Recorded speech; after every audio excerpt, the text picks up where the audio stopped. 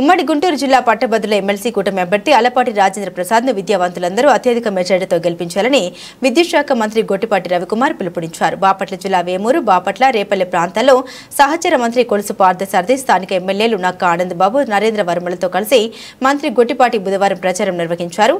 MLC ఎన్నికల ఓటర్లైన పలువురు పట్టభద్రులతో గొట్టిపాటి సమావేశం నిర్వహించారు.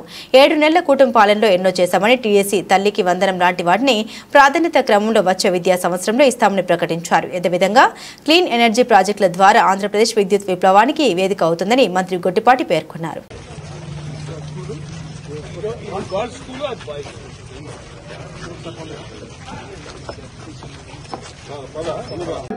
చదువుకున్న నాకు ఉపాధ్యాయుడిగా నాకు నేను చేసినటువంటి ఆ పనిలో మనకి ఏది కావాలైతే వెంటనే తీసుకెళ్లి ప్రభుత్వంలో చెప్పి మనకి ఏది కావాలైతే వెంటనే తీసుకెళ్లి ప్రభుత్వంలో చెప్పి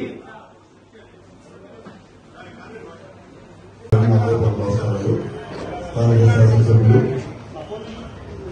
మంత్రులు బాబు గారికి, అదేవిధంగా మన జిల్లా ఇన్ఛార్జ్ మంత్రి వర్గ పాస్వామి గారికి, అట్లా చైర్మన్లు మన వెంకటేశ్వర గారి లక్ష్మణరెడ్డి గారికి, ఇంకా వేదిక అందించిన వివిధ పార్టీలకు సంబంధించిన పెద్దలు, ఆంధ్ర పార్టీ ప్రెసిడెంట్లు, ముఖ్యంగా తెలుగుదేశం పార్టీ నాయకులకి, కార్యకర్తలకి అందరూ కూడా ముందుగా పేరు పేరున నా ఉదయపూర్వక నమస్కారాలు.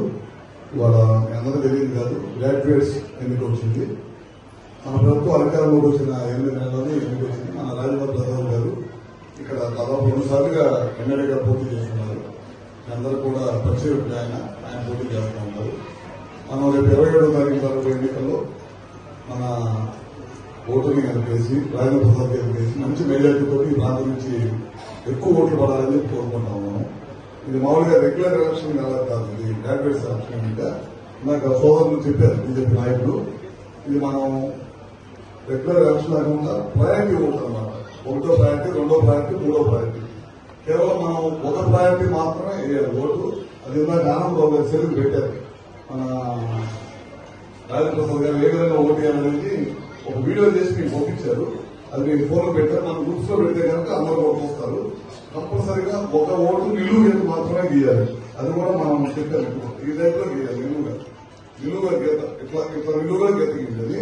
అది ఒక రోమన్ అంటే కానీ, ఒకటి సుమా కానీ, రాయటం కానీ, ఒకటి అని ఏది చేయదు. ఓన్లీ 1. 2వ వాడు వాడద్దు.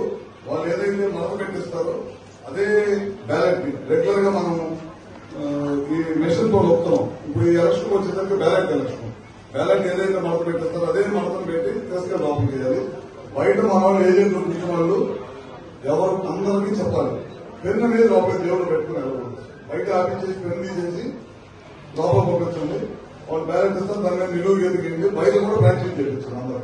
ఎందుకంటే రెగ్యులర్ ఓటుకి దీని ఓటుకి చాలా తేడా. రెగ్యులర్ అయితే మనం 1 లక్ష 2 లక్షలు మనం ఉంటాం, ప్రచారం చేసుకుంటే ఇల్లు తిరుగుతాం. ఇంకా ఆ విధంగా కాదు. మనం ఎవరైతే ఓటర్స్ ఉన్నారో 8,000 మంది, 7,800 మంది ఉన్నారన్నారు. మన దగ్గర ఉండొచ్చు, లేకపోతే హైదరాబాద్ లో ఉండొచ్చు, విజయవాడలో ఉండొచ్చు, ఉద్యోగాల రీత్యా ఎంత ఉండొచ్చు, రకరకాల కారణాలతోటి ఉద్యోగ రీత్యా రకరకాలుగా వెళ్ళిపోతా ఉంటారు. వాళ్ళందరూ కూడా మనం పిలిపించుకోవాలి. ఆ ముందులో మళ్ళీ శివరాత్రి పని ఉంది. మళ్ళీ పొద్దున్నే ఎలక్ట్రుకుంటే మనం ఓటింగ్ చేసుకొచ్చుకుని 80 నుంచి 90% ఓటింగ్ చేసుకుంటే కనుక ఖచ్చితంగా మన అభ్యర్థులు గెలుస్తారు. ఇదే పని మనం ఎలక్షన్ ముందు 3 అభ్యర్థులు మనం ఏకదారికి గెలిచాం. వాళ్ళ గవర్నమెంట్ నుండి మనం గెలిచాం. ఈ గెలిచిన ఊపు 3 అభ్యర్థులు గెలిచిన తర్వాత ఆ ఊపు మనం మళ్ళీ అమెరికా మన అధికారంలో లేకపోయినా మన దగ్గర 23 మంది ఉన్నారు. 23 మందికి ఒకరు గెలుస్తాం. 4 మన దగ్గర నుంచి వెళ్ళిపోయారు. ఆ రోజు వాళ్ళ జగన్ మీద నమ్మకం లేకుండా వాళ్ళ దగ్గర నుంచి 4 వచ్చి మన కోటేసి చంద్రబాబు గారిని గెలిపించారు. మన పార్టీ సొంత అది. ఖచ్చితంగా పనిచేస్తే మన రాజేంద్ర ప్రసాద్ గారు బ్రహ్మాండమైన మెజార్టీతో గెలుస్తారు అని చెప్పి మేము అందరూ కూడా తెలియజేస్తాము. అదే కాకుండా మనం 8 నెలల అధికారంలోకి వచ్చిన తర్వాత మనం ఏమి భయపడాల్సిన అవసరం మనం ఎవరు అడిగారు, మనం ఏం చెప్పేలా మనం చెప్పడానికి చాలా ఉండేదా బాబు, చెప్పడానికి మీరు జగన్మోహన్ రెడ్డి ట్రాప్లో పడుతున్నారు. వాళ్ళు ట్రాప్లో పడద్దు. వాళ్ళు చెప్పే అబద్దాలకి మీరు మళ్ళీ వినొద్దని చెప్పాం. మనం వచ్చిన వెంటనే మనం ఏదైతే చెప్పామో ఆ మాట ప్రకారం ఇలా మమ్మల్ని చెప్పారు. జగన్మోహన్ రెడ్డికి 3,000 రూపాయల పెన్షన్, 2,000 నుంచి పెన్షన్ 3,000 చేయడానికి 5 సంవత్సరాలు పట్టింది. మనకు ఒక సంతకంతో 3,000 నుంచి 4,000 చేశారు. కొన్ని పెన్షన్స్ అయితే వికలాంగులకి అయితే 6,000 చేశాం. కొంతమందికి అయితే పూర్తి స్థాయి వికలాంగత్వంతో బాధపడుతున్న వాళ్ళకైతే మనం 15,000 చేశాం. మళ్ళీ దాదాపు కొంతమంది 10,000 చేశాం. ఈ దేశంలో పెన్షన్ల మీద ఖర్చు పెట్టినంత డబ్బులు మన రాష్ట్రం పెట్టినంత డబ్బులు నాకు తెలిసి భారతదేశంలో ఏ రాష్ట్రం కూడా పెట్టట్లేదు. అది గర్వంగా మనం చెప్పచ్చు. మనం ఇచ్చిన మాట ప్రకారం గ్యాస్ కనెక్షన్స్ ఇస్తామని చెప్పాం. ఇంటికి 3 గ్యాస్ అన్నాం. మనం ఆల్రెడీ స్టార్ట్ చేసి ఇస్తా ఉన్నాం. మనం అన్నా క్యాంటీన్లు ఓపెన్ చేస్తాము. అన్నా క్యాంటీన్లు ఓపెన్ చేసాం. ఆ రోజు ఉద్యోగస్తులు కుటుంబాలందరూ కూడా చదువుకొని మేము బీఈడీ చేశాము. ఉద్యోగ అవకాశాలు లేక ఇబ్బంది పడుతున్నామంటే మనం ఇవాళ 15 నుంచి 16 వేల మంది బీఈడీ ఉద్యోగస్తులకు అందరూ కూడా బీఎస్సీ ఎగ్జామ్ పెట్టడానికి సిద్దం చేస్తా ఉన్నాం. ఒకటి కేంద్ర సహకారంతో దేశంలో ఉన్న స్టీల్ ప్లాంట్లన్నీ కూడా ప్రైవేటీకరణ చేస్తే మన రాష్ట్రంలో ఒక్కటే మనం నిలబెట్టుకోగలిగాం. ఎందుకు నిలబెట్టామంటే ఆ రోజు సెంటిమెంట్ గా ఫీల్ అయ్యారు. ఆంధ్రలో హక్కు విశాఖ ఒక నినాదంతో ఒక సెంటిమెంట్ ఉంది మన ప్రాంత ప్రజలకి. అక్కడ అందరూ కూడా భూములు ఇచ్చి ఆ ఉక్కు ఫ్యాక్టరీ పెట్టడానికి కారకులయ్యారు. ఆ ఫ్యాక్టరీ ఓపెన్ నిలబెట్టుకోగలిగారు. 10,000 కోట్ల రూపాయల రుణాన్ని తీసుకొచ్చి అందించగలిగారు. అదే కాకుండా వాళ్ళు వదిలేసిన క్యాపిటల్ ని మధ్యలో వదిలేశారు. చాలా పెద్ద ఎత్తున రైతులు మనకి 33,000 ఎకరాలు ఇచ్చి పొలాన్ని ఇచ్చి త్యాగం చేస్తే నాశనం చేశారు. అమరావతిని నాశనం చేశారు. ఇవాళ మళ్ళీ మనం 50,000 కోట్ల రూపాయలు ఖర్చు పెట్టి రోడ్లు వేయడం కానీ మళ్ళీ క్యాపిటల్ సిటీ కానీ మళ్ళీ రెడీ చేస్తాం. పోలవరం ఆగిపోయింది. మొత్తం 70% పోలవరం ప్రాజెక్ట్ కంప్లీట్ చేసింటే డయాఫ్రామ్ వాళ్ళు మొత్తం కూడా ఆగిపోతే ఇవాళ మళ్ళీ మనం 1,000 కోట్ల రూపాయలు కేంద్ర అనుమతి తీసుకొని 1,000 కోట్ల రూపాయలు గ్రాంట్ తీసుకొని మళ్ళీ మనం డయాఫ్రామ్ వాళ్ళు కడతాం. ఒక్కసారి అవకాశం ఇచ్చే జగన్మోహన్ రెడ్డికి ఈ రాష్ట్రాన్ని 20 సంవత్సరాలు ఎదురు పంపించారు. ఇంకా మనం చెప్పడానికి చాలా ఉన్నాయి. అలాంటి దుర్మార్గుడికి మళ్లీ అవకాశం ఇస్తే రాష్ట్రం ఈసారి ఎవరు కూడా కాపాడలేరనే దాన్ని మీరు ప్రజల్లో తీసుకెళ్లాలి. విద్యావంతులు ఈ ఓటేసి అందరూ కూడా అన్ని విషయాలు కూడా వాళ్ళకు కూడా తెలుసు.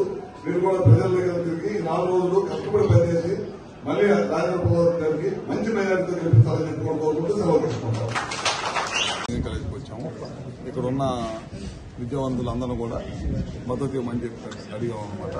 అదే కాకుండా ప్రభుత్వం వచ్చిన 7 నెలల్లో ఏమేం కార్యక్రమాలు చేశామో మేము వాళ్ళందరూ కూడా వివరించి చెప్పడం జరిగింది. సంక్షేమంతో పాటు అభివృద్ధి కూడా 2 సమానంగా వెళ్లాలనే ఉద్దేశంతో ఈ ప్రభుత్వం నడుస్తుంది. గడిచిన 7 నెలల్లో కూడా ఎన్నో కార్యక్రమాలు చేశారు. సంక్షేమానికి వచ్చేది ముఖ్యంగా పెన్షన్స్ ఇవ్వడం జరిగింది. చాలా పెద్ద ఎత్తున ఈ దేశంలో ఎక్కడలేనన్ని పెన్షన్స్ ఇవ్వడం జరిగింది. అదేవిధంగా గ్యాస్ కనెక్షన్స్ ఇస్తా ఉన్నాం. అదేవిధంగా అన్నా క్యాంటీన్లు ఓపెన్ చేశాము. 1 కాదు 2 కాదు 7 నెలల్లో అన్ని చేస్తా ఉన్నాం. అదే కాకుండా ఇంకో పక్కన ఆగిపోయిన మధ్యలో విధ్వంసానికి గురైన పోలవరం ప్రాజెక్టు మళ్లీ రీస్టార్ట్ చేశాము. చాలా పెద్ద ఎత్తున నష్టం చేశారు. అదేవిధంగా రాజధాని నష్టం చేశారు. వాటిని అన్నిటి ఎంతో మంది రైతులు ముందుకు వచ్చి భూమి ఇచ్చారు. 33,000 ఎకరాలు దాన్ని నాశనం చేశారు. దాదాపు మీ అందరికీ తెలుసు దేశంలో ఉన్న స్టీల్ ప్లాంట్లు అన్ని కూడా ప్రైవేటీకరణ అయిపోయింది. ఒక్క ఆంధ్ర రాష్ట్రంలో ఆ రోజు ఆంధ్రలో హక్కు స్టీల్ ప్లాంట్ మీద పోరాటం చేశారు ఆంధ్రులందరూ కూడా.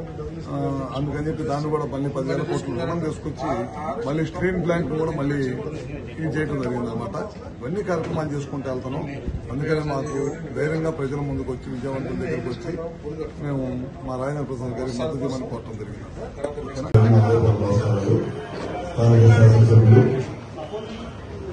మంత్రులు బాబు గారికి అదేవిధంగా మన జిల్లా ఇన్ఛార్జ్ మంత్రి వర్గ పాసాపి గారికి అట్లా చైర్మన్లు మన వెంకటేశ్వర లక్ష్మణరెడ్డి గారికి ఇంకా వేదికకు అందించిన వివిధ పార్టీలకు సంబంధించిన పెద్దలు మండల పార్టీ ప్రెసిడెంట్లు ముఖ్యంగా తెలుగుదేశం పార్టీ నాయకులకి కార్యకర్తలకి అందరూ కూడా ముందుగా పేరు పేరున నా ఉదయపూర్వక నమస్కారాలు.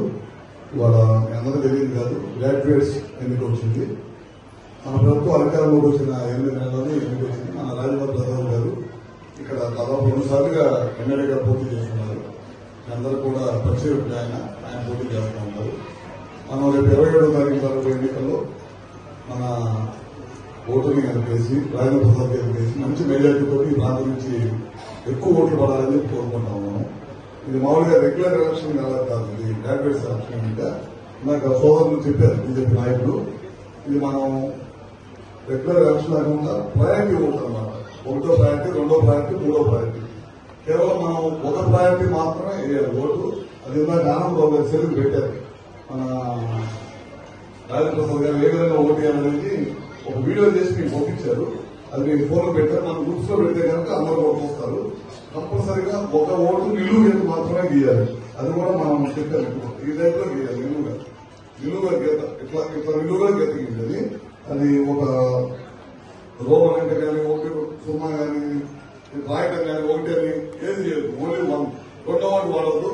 వాళ్ళు ఏదైతే మరత పెట్టిస్తారో అదే బ్యాలెట్ రెగ్యులర్ గా మనం మెషిన్ తో నొక్కుతున్నాం. ఇప్పుడు ఈ ఎలక్షన్ వచ్చేసరికి బ్యాలెట్ ఎలక్షన్, బ్యాలెట్ ఏదైతే మడత పెట్టేస్తారో అదే మడతను పెట్టి తీసుకెళ్ళి లోపల చేయాలి.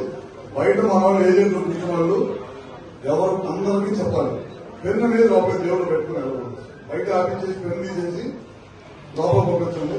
వాళ్ళు బ్యాలెట్ ఇస్తారు, దాని మీద నిలువు ఎదిగింది. బయట కూడా ప్రాక్టీస్ చేయించారు అందరూ. ఎందుకంటే రెగ్యులర్ ఓటుకి దీని ఓటుకి చాలా తేడా. రెగ్యులర్ అయితే మనం 1,00,000, 2 లక్షలు మనం ఉంటాం, ప్రచారం చేసుకుంటే ఇల్లు తిరుగుతాం. ఇదైతే ఆ విధంగా కాదు. మనం ఎవరైతే ఓటర్స్ ఉన్నారో 8,000 మంది 7,800 మంది ఉన్నారన్నారు. మన దగ్గర ఉండొచ్చు, లేకపోతే హైదరాబాద్ లో ఉండొచ్చు, విజయవాడలో ఉండొచ్చు, ఉద్యోగాల రీత్యా ఎంత ఉండొచ్చు, రకరకాల కారణాలతోటి ఉద్యోగ రీత్యా రకరకాలుగా వెళ్ళిపోతా ఉంటారు. వాళ్ళందరూ కూడా మనం పిలిపించుకోవాలి. ఆ ముందు రోజు మళ్ళీ శివరాత్రి పండుగ ఉంది. మళ్ళీ పొద్దున్నే అలర్ట్ ఉండి మనం ఓటింగ్ చేసుకొచ్చుకుని 80 నుంచి 90% ఓటింగ్ చేసుకుంటే కనుక ఖచ్చితంగా మన అభ్యర్థులు గెలుస్తారు. ఇదే పని మనం ఎలక్షన్ ముందు 3 అభ్యర్థులు మనం ఏకదాడికి గెలిచాం. వాళ్ళ గవర్నమెంట్ నుండి మనం గెలిచాం. ఈ గెలిచిన ఊపు 3 అభ్యర్థులు గెలిచిన తర్వాత ఆ ఊపు మనం మళ్ళీ అమ్మాయి జరిగింది. మనం అధికారం లేకపోయినా మన దగ్గర 23 మంది ఉండాలి. 23 మందికి ఒకరు గెలవస్తాం. 4 మన దగ్గర నుంచి వెళ్ళిపోయారు. ఆ రోజు వాళ్ళ జగన్ మీద నమ్మకం లేకుండా వాళ్ళ దగ్గర నుంచి 4 వచ్చి మన కోటేసి చంద్రబాబు గారు గెలిపించారు. మన పార్టీ సొత్తాది. ఖచ్చితంగా పనిచేస్తే మన రాజేంద్ర ప్రసాద్ గారు బ్రహ్మాండమైన మెజార్టీతో గెలుస్తారు అని చెప్పి మేము అందరూ కూడా తెలియజేస్తాము. అదే కాకుండా మనం 8 నెలల అధికారంలోకి వచ్చిన తర్వాత మనం ఏమి భయపడాల్సిన అవసరం ఎవరు అడిగారు, మనం ఏం చెప్పేవాళ్ళని మనం చెప్పడానికి చాలా ఉండేదా బాబు. చెప్పడానికి మీరు జగన్మోహన్ రెడ్డి ట్రాప్లో పడుతున్నారు, వాళ్ళు ట్రాప్లో పడద్దు. వాళ్ళు చెప్పే అబద్దాలకి మీరు మళ్ళీ వినొద్దని చెప్పాం. మనం వచ్చిన వెంటనే మనం ఏదైతే చెప్పామో ఆ మాట ప్రకారం ఇలా మన వాళ్ళు చెప్పారు. జగన్మోహన్ రెడ్డికి 3,000 రూపాయల పెన్షన్, 2,000 నుంచి పెన్షన్ 3,000 చేయడానికి 5 సంవత్సరాలు పట్టింది. మనకు ఒక సంతకంతో 3,000 నుంచి 4,000 చేశారు. కొన్ని పెన్షన్స్ అయితే వికలాంగులకి అయితే 6,000 చేశాం. కొంతమందికి అయితే పూర్తి స్థాయి వికలాంగత్వంతో బాధపడుతున్న వాళ్ళకైతే మనం 15,000 చేశాం. మళ్ళీ దాదాపు కొంతమంది 10,000 చేశాం. ఈ దేశంలో పెన్షన్ల మీద ఖర్చు పెట్టినంత డబ్బులు మన రాష్ట్రం పెట్టినంత డబ్బులు నాకు తెలిసి భారతదేశంలో ఏ రాష్ట్రం కూడా పెట్టట్లేదు. అది గర్వంగా మనం చెప్పచ్చు. మనం ఇచ్చిన మాట ప్రకారం గ్యాస్ కనెక్షన్స్ ఇస్తామని చెప్పాం. ఇంటికి 3 గ్యాస్ అన్నాం. మనం ఆల్రెడీ స్టార్ట్ చేసి ఇస్తా ఉన్నాం. మనం అన్నా క్యాంటీన్లు ఓపెన్ చేస్తాము. అన్నా క్యాంటీన్లు ఓపెన్ చేసాం. ఆ రోజు ఉద్యోగస్తులు కుటుంబాలందరూ కూడా చదువుకొని మేము బీఈడీ చేశాము. ఉద్యోగ అవకాశాలు లేక ఇబ్బంది పడుతున్నామంటే మనం ఇవాళ 15 నుంచి 16,000 మంది బీఈడీ ఉద్యోగస్తులకు అందరూ కూడా బీఎస్సీ ఎగ్జామ్ పెట్టడానికి సిద్దం చేస్తా ఉన్నాం. ఒకటి కేంద్ర సహకారంతో దేశంలో ఉన్న స్టీల్ ప్లాంట్లన్నీ కూడా ప్రైవేటీకరణ చేస్తే మన రాష్ట్రంలో ఒక్కటే మనం నిలబెట్టుకోగలిగాం. ఎందుకు నిలబెట్టామంటే ఆ రోజు సెంటిమెంట్ గా ఫీల్ అయ్యారు. ఆంధ్రలో హక్కు విశాఖ ఒక నినాదంతో ఒక సెంటిమెంట్ ఉంది మన ప్రాంత ప్రజలకి. అక్కడ అందరూ కూడా భూములు ఇచ్చి ఆ ఉక్కు ఫ్యాక్టరీ పెట్టడానికి కారకులయ్యారు. ఆ ఫ్యాక్టరీ కోపంగా నిలబెట్టుకోగలిగారు. 10,000 కోట్ల రూపాయల రుణాన్ని తీసుకొచ్చి అందించగలిగారు. అదే కాకుండా వాళ్ళు వదిలేసిన క్యాపిటల్ ని మధ్యలో వదిలేశారు. చాలా పెద్ద ఎత్తున రైతులు మనకి 33,000 ఎకరాలు ఇచ్చి పొలాన్ని ఇచ్చి త్యాగం చేస్తే నాశనం చేసి వెళ్ళిపోయారు. అమరావతిని నాశనం చేశారు. ఇవాళ మళ్ళీ మనం 50,000 కోట్ల రూపాయలు ఖర్చు పెట్టి రోడ్లు వేయడం కానీ మళ్ళీ క్యాపిటల్ సిటీలు కానీ మళ్ళీ రెడీ చేస్తాం. పోలవరం ఆగిపోయింది. మొత్తం 70% పోలవరం ప్రాజెక్ట్ కంప్లీట్ చేసింటే డయాఫ్రామ్ వాళ్ళు మొత్తం ఆగిపోతే ఇవాళ మళ్ళీ మనం 1,000 కోట్ల రూపాయల కేంద్ర అనుమతి తీసుకొని 1,000 కోట్ల రూపాయలు గ్రాంట్ తీసుకొని మళ్ళీ మనం డయాఫ్రామ్ వాళ్ళు కడతాం. ఒక్కసారి అవకాశం ఇచ్చే జగన్మోహన్ రెడ్డికి ఈ రాష్ట్రాన్ని 20 సంవత్సరాలు ఎన్నుకోపించారు. ఇంకా మనం చెప్పడానికి చాలా ఉన్నాయి. అలాంటి దుర్మార్గుడికి మళ్లీ అవకాశం ఇస్తే రాష్ట్రం ఈసారి ఎవరు కూడా కాపాడలేరు అనే దాన్ని మీరు ప్రజల్లో తీసుకెళ్ళాలి. విద్యావంతులు ఈ ఓటేసి అందరూ కూడా అన్ని విషయాలు కూడా వాళ్ళకు కూడా తెలుసు. మీరు కూడా ప్రజల దగ్గర తిరిగి 4 రోజులు కష్టపడి పనిచేసి మళ్లీ రాజేంద్ర ప్రసాద్ గారికి మంచి మెజార్టీతో గెలిపించాలని చెప్పి కోరుకుంటూ సెలవు తీసుకుంటాం. ఇక్కడ ఉన్న విద్యావంతులందరూ కూడా మద్దతు ఇవ్వమని చెప్పి అడిగాం అనమాట. అదే కాకుండా ప్రభుత్వం వచ్చిన 7 నెలల్లో ఏమేం కార్యక్రమాలు చేశామో మేము వాళ్ళందరూ కూడా వివరించి చెప్పడం జరిగింది. సంక్షేమంతో పాటు అభివృద్ధి కూడా 2 సమానంగా వెళ్లాలనే ఉద్దేశంతో ఈ ప్రభుత్వం నడుస్తుంది. గడిచిన 7 నెలల్లో కూడా ఎన్నో కార్యక్రమాలు చేశాం. సంక్షేమానికి వచ్చేది ముఖ్యంగా పెన్షన్స్ ఇవ్వడం జరిగింది. చాలా పెద్ద ఎత్తున ఈ దేశంలో ఎక్కడలేనని పెన్షన్స్ ఇవ్వడం జరిగింది. అదేవిధంగా గ్యాస్ కనెక్షన్స్ ఇస్తా ఉన్నాము. అదేవిధంగా అన్నా క్యాంటీన్లు ఓపెన్ చేశాము. 1 కాదు 2 కాదు 7 నెలల్లో అన్ని చేస్తా ఉన్నాం. అదే కాకుండా ఇంకో పక్కన ఆగిపోయిన మధ్యలో విధ్వంసానికి గురైన పోలవరం ప్రాజెక్టు మళ్లీ రీస్టార్ట్ చేశారు. చాలా పెద్ద ఎత్తున నష్టం చేశారు. అదేవిధంగా రాజధాని నష్టం చేశారు. వాటిని అన్నిటి ఎంతో మంది రైతులు ముందుకు వచ్చి భూమి ఇచ్చారు. 33,000 ఎకరాలు. దాన్ని నాశనం చేశారు. దాదాపు మీ అందరికీ తెలుసు, దేశంలో ఉన్న స్టీల్ ప్లాంట్లు అన్ని కూడా ప్రైవేటీకరణ అయిపోయింది. ఒక్క ఆంధ్ర రాష్ట్రంలో ఆ రోజు ఆంధ్రలో హక్కు స్టీల్ ప్లాంట్ మీద పోరాటం చేశారు ఆంధ్రులందరూ కూడా. అందుకని చెప్పి దాన్ని కూడా మళ్ళీ 10,000 కోట్లు రుణం తీసుకొచ్చి మళ్ళీ స్టీల్ ప్లాంట్ కూడా మళ్ళీ ఇది చేయడం జరిగిందన్నమాట. ఇవన్నీ కార్యక్రమాలు చేసుకుంటూ వెళ్తున్నాం. అందుకని మాకు ధైర్యంగా ప్రజల ముందుకు వచ్చి, విజయవంతుల దగ్గరకు వచ్చి మేము మా రాజేంద్ర ప్రసాద్ గారి మద్దతు ఇవ్వమని కోరటం జరిగింది.